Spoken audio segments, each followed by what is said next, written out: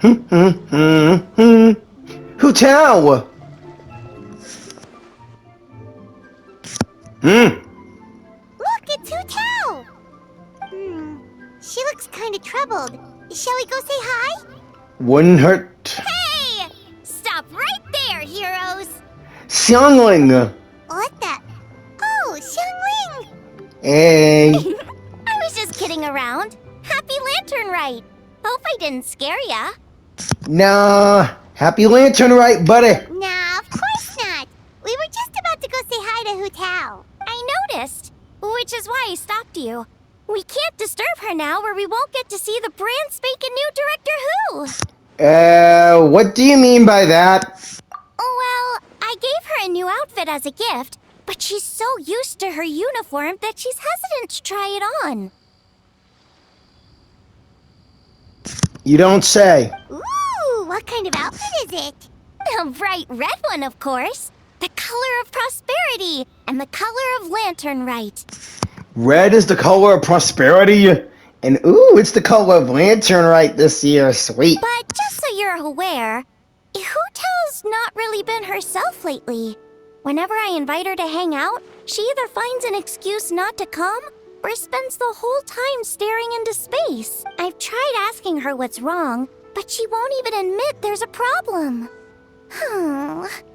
Anyway, so that outfit was my way of saying that I'm here as her friend, and I hope she'll feel better soon. Paimon was just thinking that she looked kind of troubled.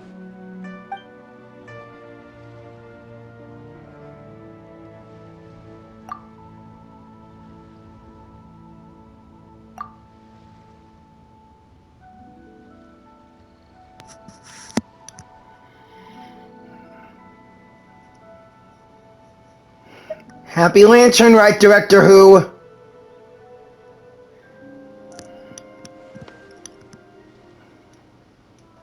Hu Tao's wearing the outfit.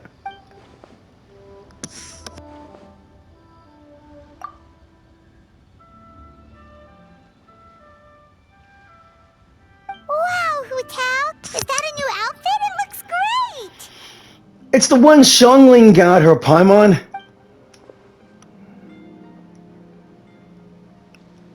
Custom made from someone in Fontaine. Jesus, everyone wearing Fontaine-styled outfits. First Ayaka, then Hu Tao. Who's next? Ganyu and Shenhe not wearing Fontaine outfits. They were all made by Claude Retainer herself. Nope. The tailor happened to be in Liyue looking for a change of scenery and fresh inspiration. We got talking and really hit it off. So it was no trouble at all. Ah, never mind then. Oh, stop! I'm just glad you like it. So, Hu Tao, what's been bothering you?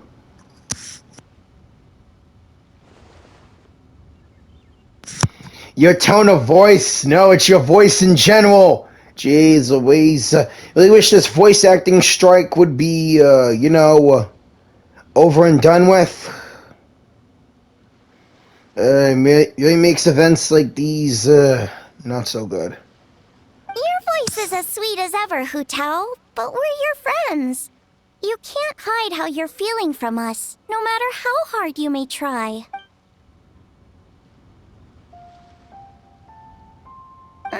Work-related? You mean the funeral parlor?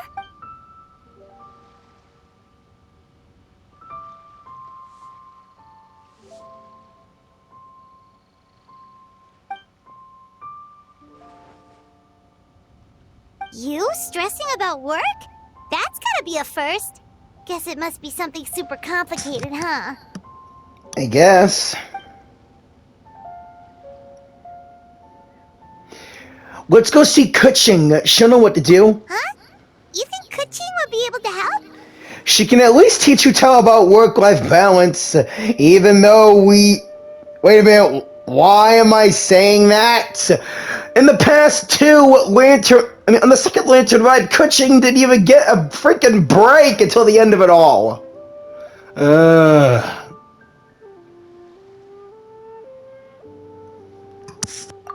idea! Especially since it's festival season.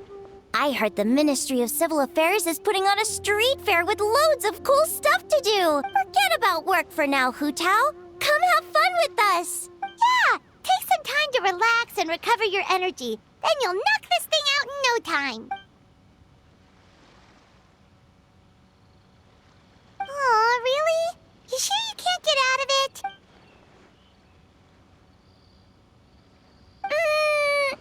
Okay, fair enough. But don't take too long. And after the fair, how about we all have a meal at Wan Min restaurant? My treat, of course. Oh, me neither! Paimon's drooling already. Sounds like a plan. Hope your meeting goes well, Hu Tao.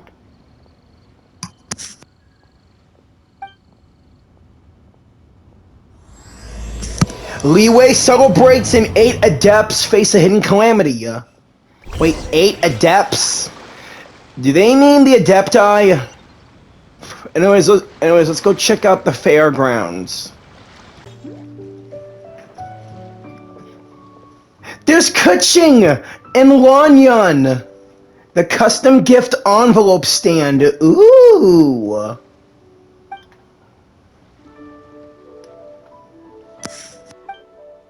I take it these coins go inside the envelope?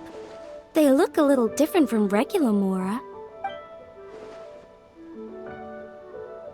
Special edition fortune coins issued by the coinage office. 12 designs in total, each engraved with motifs from the Guyan sigils. Wait, from Guyan Stone Forest? Wow. The sign of Vice Ravana! Yes, originally an exorcism sigil, widely used in thaumaturgy. These days, it's used as a lucky charm to prevent disaster and bring favor. Quite popular with business owners, hoping for peace and prosperity. An exorcism sigil? I bet Chongyun and Shenhe know about that. And thaumaturgy? Yeah, that's totally Chongyun's exorcism style. Oh, I interrupted you, didn't I? Oh, sorry. I just got a little carried away. I meant no offense, Lady Yuhong. Hey, just call her Kuching.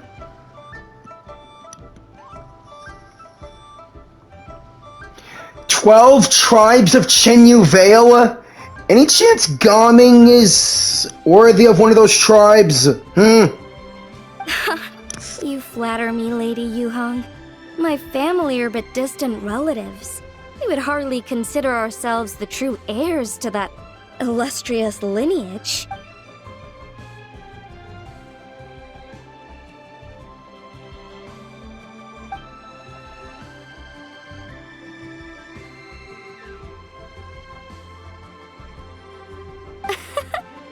Well, I won't deny that I pride myself on my level of learning.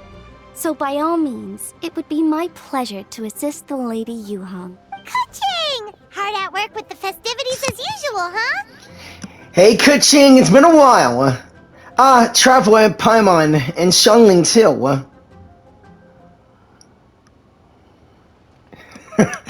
Thinking about us, really? I hope you're keeping a reasonable work-life balance this year.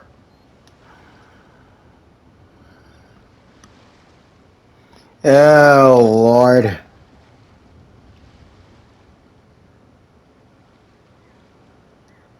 Madame Lanyan, a master craftswoman from the Chenyu Vale Artisans Association.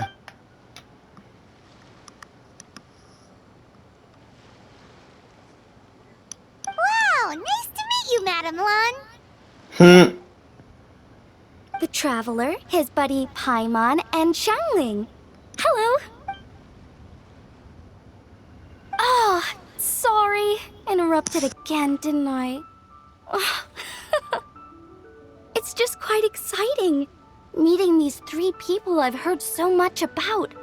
I never imagined I'd get the chance. I think you mean 2 people, right? I'm just a chef. A good one, but it's not that much to get excited about. You don't need to include me just to be polite. Oh, I beg to differ. The first meal I ate in Liyue Harbor was at Wan Min Restaurant. Xiangling's cooking gave my taste buds plenty to be excited about. Hello, Madame Lanyan. Nice to meet a master craftswoman. Please, call me Lanyan. And I'm no master craftswoman. Just a humble maker of handicrafts.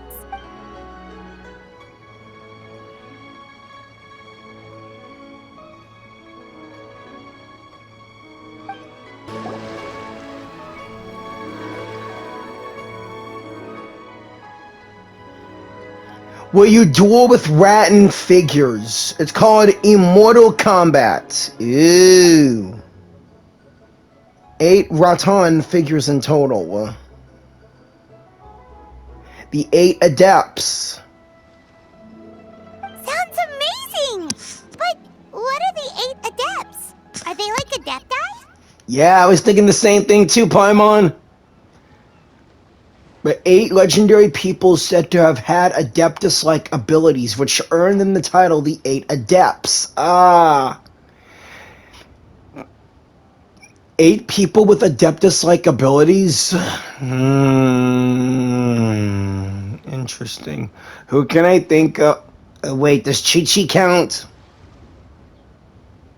Wow, Paimon's never heard that story before. Me neither.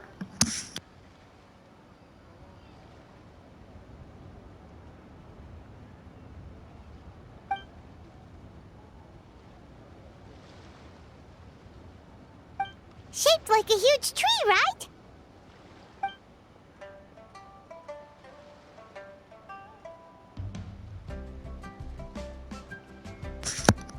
A tree who was also a god named Tao Duo. Oh, I think I heard that one from a storyteller once. The sanctification of Tao Du. So Tao Du is the giant tree? And this tree was also a god? Tao Du.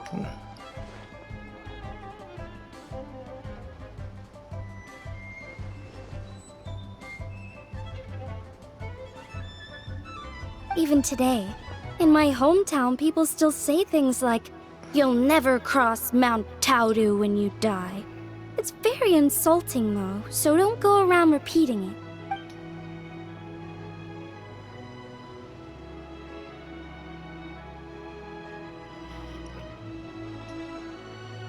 Oh. Oh no! And then what? That's where the sanctification of Tao Du comes in. The 8 adepts rose up to solve the crisis and laid down a great magic array to purify Tao Du.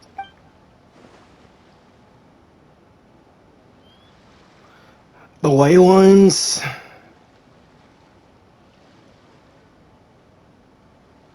So, the Tao Du tree now takes place in the Ley Lines. Sweet. We already know that the Ley Lines come all the way from Sumeru. I mean, yeah, the tree. Wait, the border? The border between life and death? That's where it comes from? So the legends say, but who knows if it's true? Those 8 adepts must be super powerful if they could purify a god. Are we sure they weren't just adepti? Yep.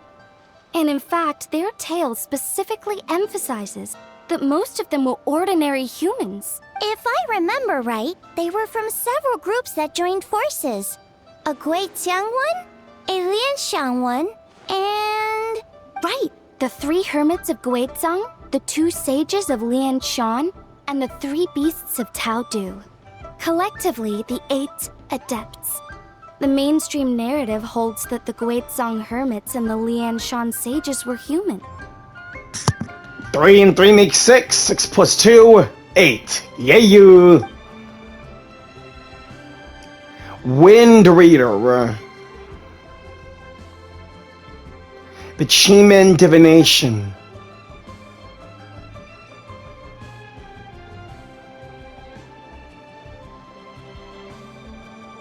That's certainly what the clan genealogies claim, although my personal knowledge of Chiman divination is very patchy.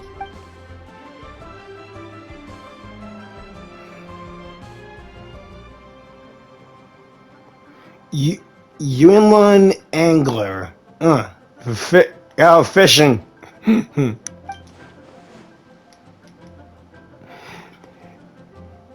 You analyze swordsmanship? Isn't that the sword style that you use, Kuching? Yeah, it is. Your sword style. Seriously? Did Shinsho tell you that? Because it sounds like something right out of a martial arts novel. So what about the third hermit?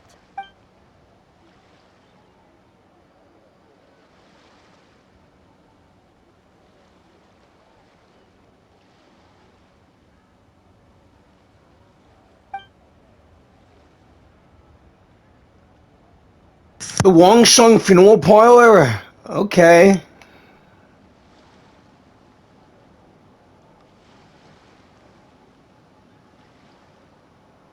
So it's true? The Wangsheng funeral parlor really does have a secret art? I knew it. I heard from Hu Tao that she has a flaming staff handed down by her forebears. Apparently it has special powers used for cleansing rituals. You mean that flaming staff that we got off a wish banner? Obviously. But it could just be another one of her tall tales. Oh, you probably haven't met Hu Tao yet, have you? She's the director at the funeral parlor. I've never had the pleasure, but I've certainly heard of Director Hu Tao. Okay, well these Guizhong hermits sound pretty legit. How about the two sages and the three beasts? What's their story? Sage Hu, a master of gourd crafts, and the other was Sage Jyran, an expert on bronze mirrors. Wait, gourds? Okay, now I'm thinking of Wuthering Waves, since they use gourds as, like, terminals and all that. And bronze mirrors? What relation do they have in this?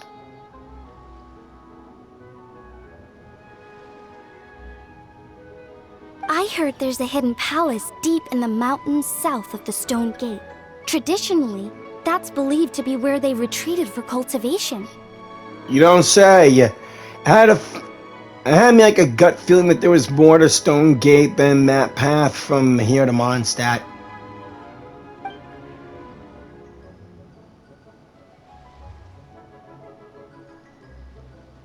So, what were they?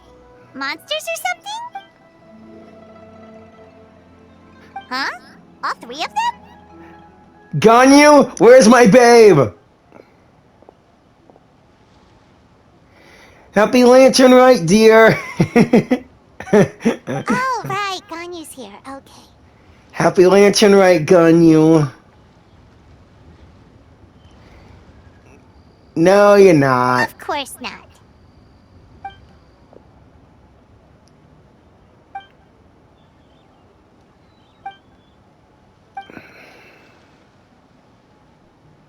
Aw, what? Not you too? Seems like everyone's busy with work.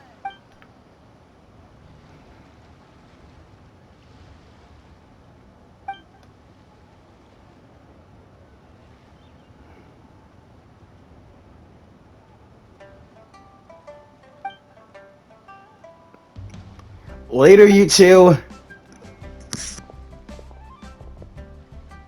Hey, Ganyu, 1 second. Don't forget to take breaks, too. Well, look after yourself, alright? The traveler's being especially nice today, checking in on everyone's well-being. I care about you all. Well, what other option does he have? It's not like he can drag them away from their desks and force them to have fun against their will.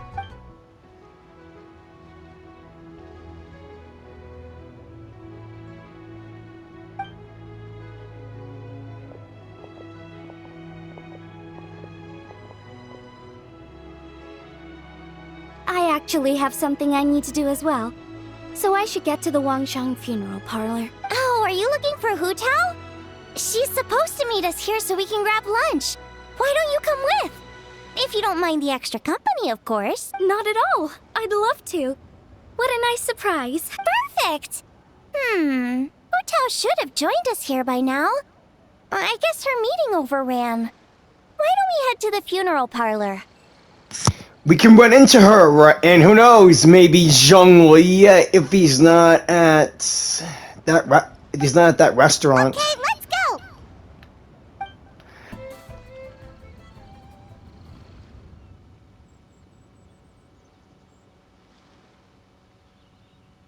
Exactly. Since this has come at such a festive time, I'd rather keep things low-key to avoid disturbing the celebrations.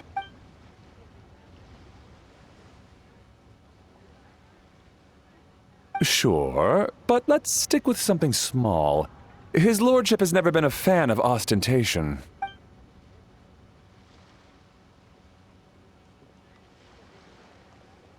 It sounds perfect. You think of everything, Director Hu. Yes. His lordship had one made 2 years ago, in fact. He sourced an excellent block of gloomwood and had an artisan convert it into a casket. It's currently being stored at the old family house at Yilong Wharf.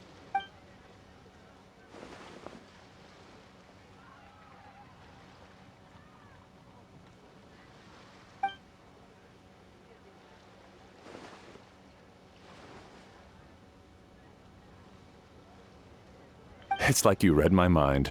Master expressed the same concern, but he also said he has full confidence in the Wangshang Funeral Parlor's judgment in this area.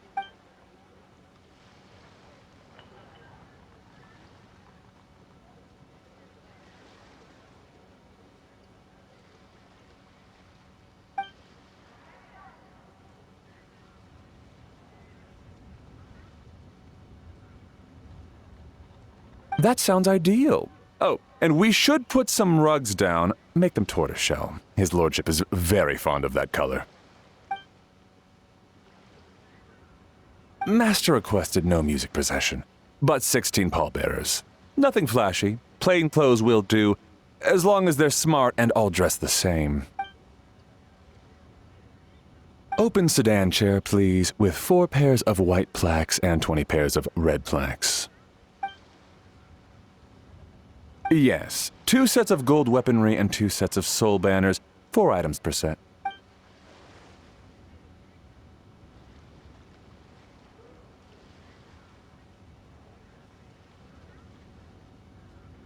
That will do nicely. For the hanging banner, we want an octagonal tube with 8 tassels per corner and a dome of red gauze covering the top. As for the portrait pavilion, we're looking to do 1 incense pavilion with 2 spare rooms. One is a changing room, the other is a display room, and we'd like a plain white cover over the whole thing. Ah, I knew I missed something. The family neglected to consider that in their sorrow, but it's a minor detail. What would your suggestion be?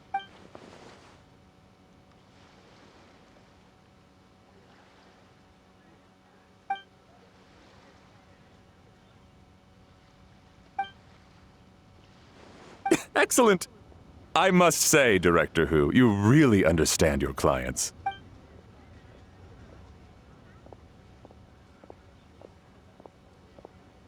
Greetings, Director Hu. Lady Ningguang has arrived, and she would be most grateful if you could join her at Yujing Terrace.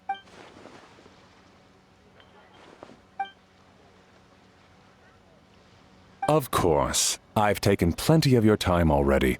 Don't let me keep you. Of course, Director. I'll handle it. The Hu family is truly blessed. It seems their directors go from strength to strength with each generation. So much for getting Hu Tao to come to the festival. I agree. She was born for the job. Ah, yes, Madam Undertaker. I didn't get the chance to discuss payment with the director. There's no rush. I gathered from your conversation that the situation is still unfolding. This was just an initial meeting, so that we can make advanced preparations, yes? That's right. Master asked me to come a few days ahead of time so that things aren't rushed at the last minute. On that note, please do keep everything strictly confidential for now. No public announcements. Of course. You have my word. Thanks. Could I trouble you for a pro forma invoice? Easier for the family to review that way. I'll get that to you in due course. Oh, hello. Can I help you? Hey, Fairy! We're looking for Hu Tao. Is she here? You just missed her, unfortunately. She's attending a meeting elsewhere. Oh. Any idea when she'll be back? She didn't say, but she only left a moment ago. She could be some time. If it's anything urgent, I'd be happy to take a message for you and I'll relay it to her as soon as she returns. Oh, no, it's nothing urgent. If you'd prefer to speak with her directly, you can always wait till she's free. Well, this sucks. Paimon thought Hu Tao would be done with work by now. I guess she's got more on her plate than we realized. Well, there's not much point in hanging around here.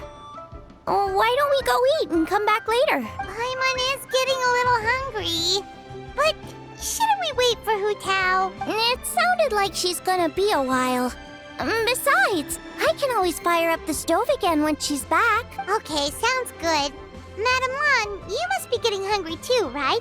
You should come with us. Madam Lan? Oh, sorry. I spaced out. Whatever works for you. Alright, Fairy, we'll head off then. Can you let Hu Tao know where we are when she gets back? Sure. Take care, everyone.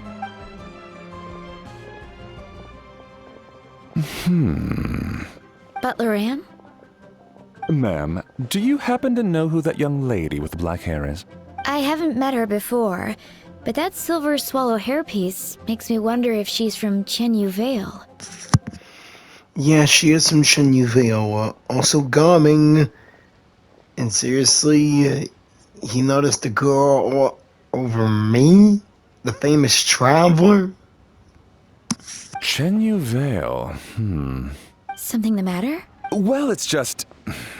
So the other day, when I was out shopping, I ran into her and Master. They were chatting away, and I noticed that she showed him a very peculiar-looking rattan figure. Later that day, as I was moving his lordship to a more comfortable bedroom, I saw something underneath his bed. And would you know it, it was that same rattan figure. There was some kind of spell written on it. It was icy cold to the touch and made the whole room chilly. The whole thing seems very sinister. Icy cold. Makes me think of Senora. Oh my goodness. Are you suggesting that there could be unnatural causes behind his lordship's condition? Well, I've heard they practice Chi-Man magic in Chenyu Vale. Penthead fortune conveyance, fate transference, and the like. Chi-Man magic? Oy. The last thing I want to do is start suspecting anyone, but with his lordship bedridden and Master urging me to start discussing funeral arrangements, I can't help but think.